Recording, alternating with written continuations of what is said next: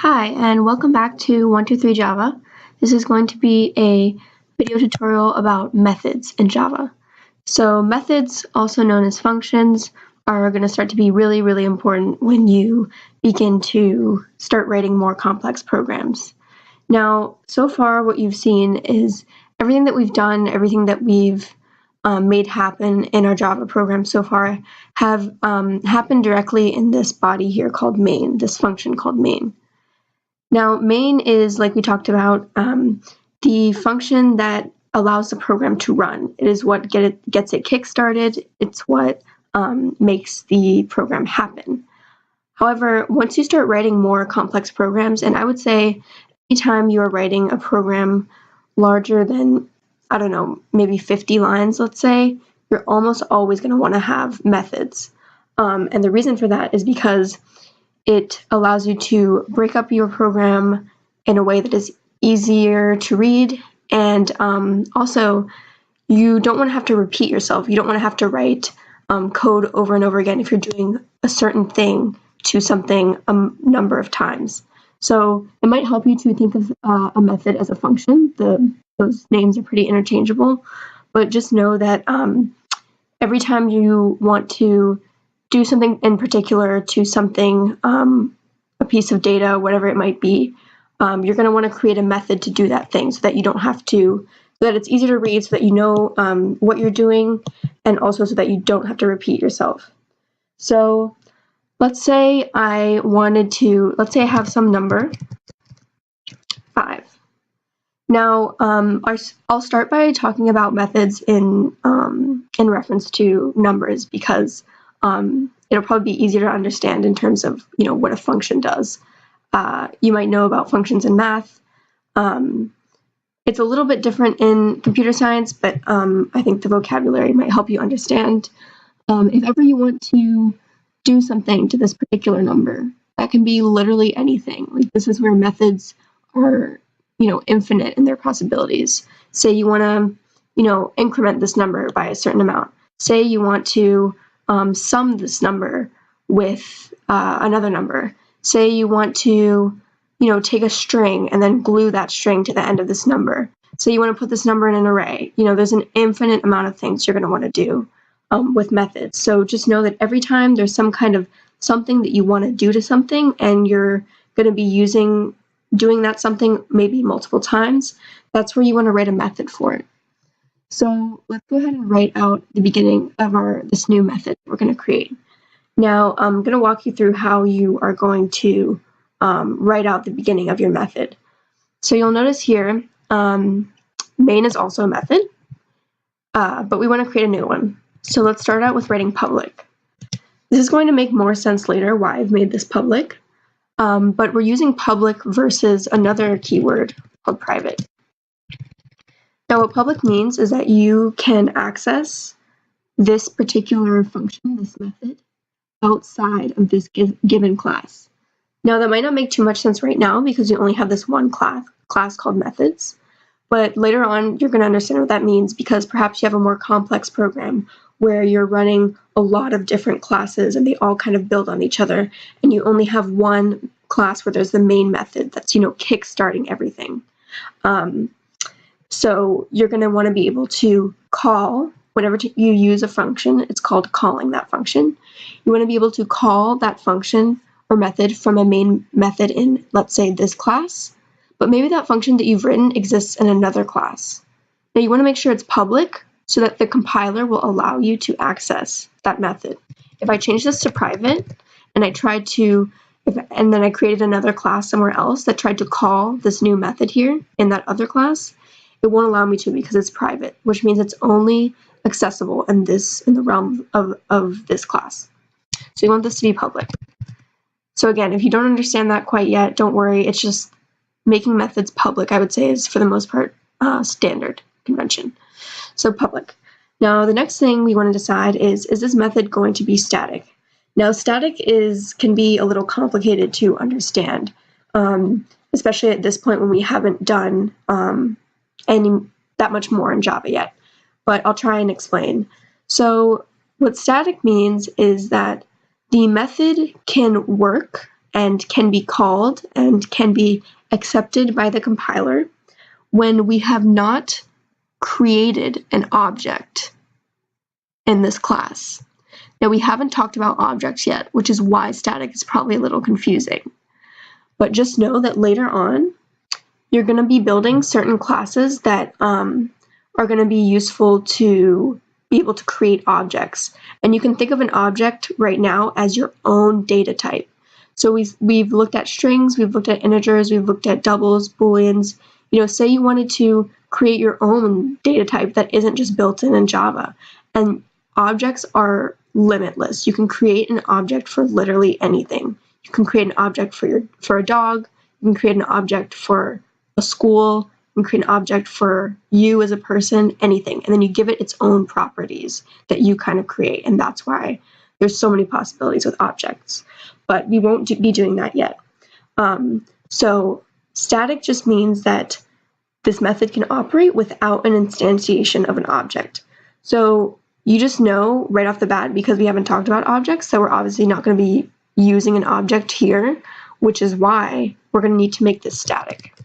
Because if it's not static, Java's going to complain to me and it's going to tell me that I cannot run this method inside of main because I haven't created an object that this method belongs to. Now that brings me to my next point. Static things, whether that's a method, a variable, can only depend on other static things. So you'll notice our main method is static here. Why? Because we shouldn't have to create an object to be able to run a program. You want to be able to run your main method regardless of what your program is. And also regardless of whether or not an object has been created, because you always want to be able to run your program no matter what. So remember that static things can only depend on other static things. So it would be a huge problem if I created this method and didn't make it static and tried to call it from inside of this main method, because main does not depend on any kind of object. And if I created this without static, it would infer that I do need an object, which is why you always need to be consistent.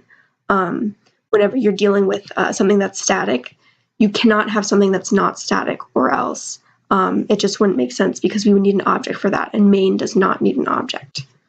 So we know, in this case at least, to make this static now, because we haven't talked about objects yet. Now, and just so you know, if you're not making a method static, you don't write anything like non-static or anything like that. You just nix the word static, okay? But here we need it. Okay, the next keyword you're going to put in the headline of your method is going to be what the method is returning. Now, this is also a little more complicated because we haven't talked about this yet. So there's a lot of different things. You can return a number of things. Let's start out by talking about what it means to return void. Void means kind of what the name implies. You're actually not returning anything at all. Now, you might be wondering what returning means.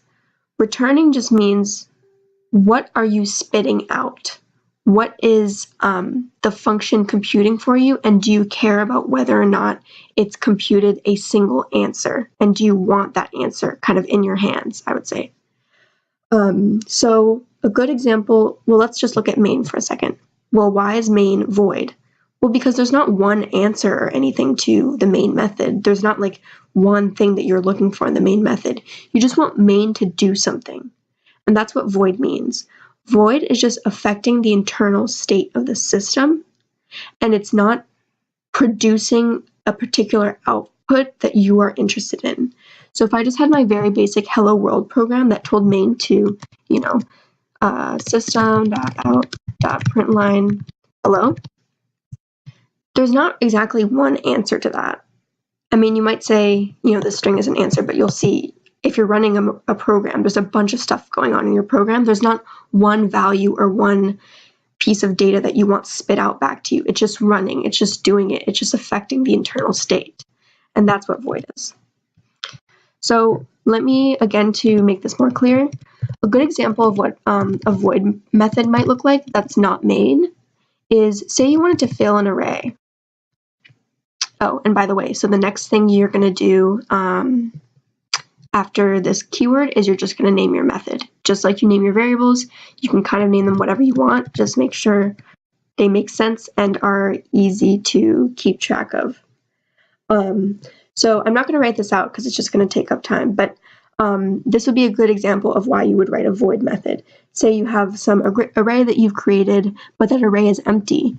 Well, in here, you would write some code that would, loop through that empty array and then put some values into it. You don't care about the result of that. You don't care about what it's returning because you're not really returning anything. I mean, you could return the filled array, but maybe you just don't need that at that moment. Maybe you just want it to be filled and you just want that to happen internally so that you can deal with that array later on and you know that the array is no longer going to be null. That's a good example of a void method because it's just doing something that you need to get done, but you don't actually care about, an answer that it's spitting out because maybe it doesn't have an answer or maybe you just don't care about it at that particular moment. So now let's talk about what a method might look like if it's not void. If it's not void, you're going to have to write in here the same keyword where you would write void. You're going to have to write the exact type of what you want the return statement to be. So in the case of this number here, so you want some computation to happen, something you want to do that's going to affect this 5. Well, what do you want spit out back to you? You're probably going to want a number, right? So that could either be an int or it could be a double. In this case, we'll put int because this is also an int. But again, this return type can be literally anything. You can have a string, if you want to glue this 5 with, a string that says hello, that'll output a string for you. You'd put string there. It could be a Boolean if you want to check if something is true or false, that would go there. It could be an array. It could be anything. Okay, so for the sake of simplicity, we'll put int, but just know that this third keyword here is what you are returning. Now, like I said, you're going to write the name of your function. So let's do something, let's just write a very, very simple function for this number here. Let's call it sum. Okay, now, now you see these 2 parentheses. Java's not going to let you just write a name here. You always have to put these parentheses in here because that's how you're going to deal with whether or not you're going to give your function arguments. Now, arguments are important.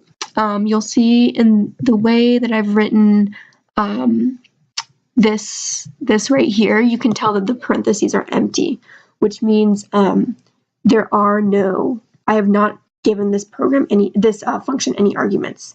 And that might be because the function does not need any arguments. You don't always need arguments. Say you just wanted to return a string, and then all you want this function to do is just return the string hello. I don't need to give it any arguments because it's always going to print hello no matter what. I don't need to tell it what to do. I don't need to give it a particular input to affect that return statement. But on the other hand, if you wanted to give it some arguments that will affect the output, say like a string that I, the user, am giving this function, that's where you would put an argument into these parentheses, and then it might return something like that thing that I've given it, or it could be the thing that I've given it plus an exclamation point, or whatever you want. So let's go back to our int example, now that we've talked a little bit about arguments. So remember, if you're writing a method that's not void, you always need to write this keyword return, and that's what's going to produce exactly what we talked about, what's going to spit out to you once the program is done. The other reason why this keyword return is important is because return also tells the computer that your function is done computing. It's going to stop. It's going to terminate. So this might, for now, seem like not that important, but you're going to see if you have some kind of function that involves a loop, and perhaps you are checking for a certain condition in that loop, and you put a return statement into that loop, that will provide you with an answer, and it will also cut out of that function, which is oftentimes good because maybe you don't want to keep computing or keep going through that loop if you've already found the answer you're looking for. Like you don't want to waste time and space in the computer just looping through something if you found the answer. So return does 2 things. It tells the computer to spit out the answer, and it also cuts out of the function no matter where the return has been written or reached. The function will stop at that point. So sum. Now, remember, we're giving this arguments. So let's say we want to write a function that's going to sum two numbers. Well, we need two arguments for that because we're going to need two numbers. So again, for the sake of simplicity, we'll make them integers. So int. Now, you're going to, whenever you give it two arguments, you're just going to have to name the arguments.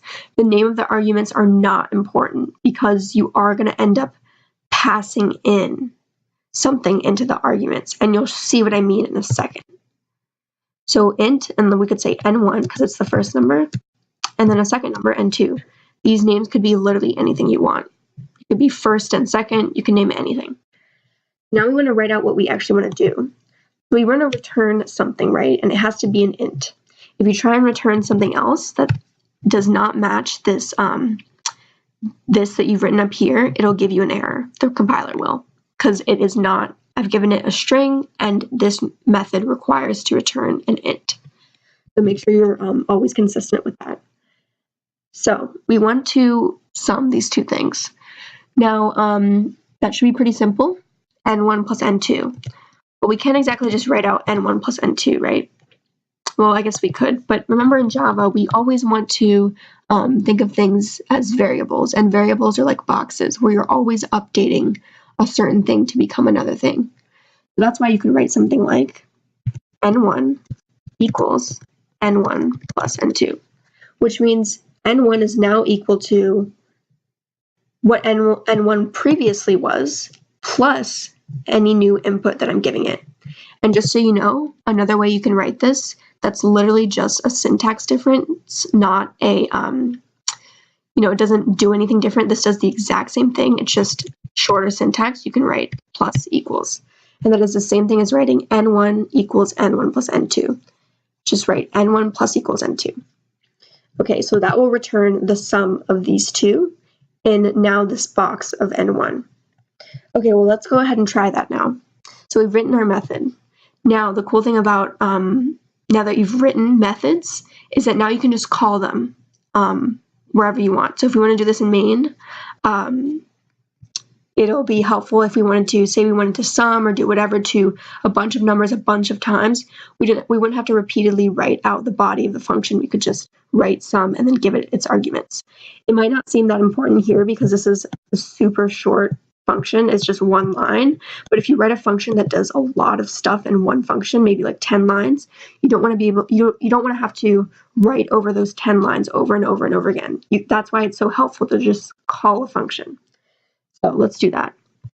So sum. Now remember, we have to give it the arguments. This is where passing in arguments comes in. I said that these two arguments that you've listed up here, their names are irrelevant because you're always going to be passing in something else. This integer n1 doesn't mean anything. n2 does not mean anything because you have to call this function with other values that you're already dealing with here in main.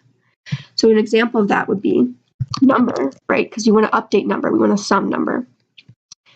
And then any other number. You could either declare it up here, like number 2, and then write whatever it's going to be. Or that might not be necessary. You can just type it right in there. Okay. Now,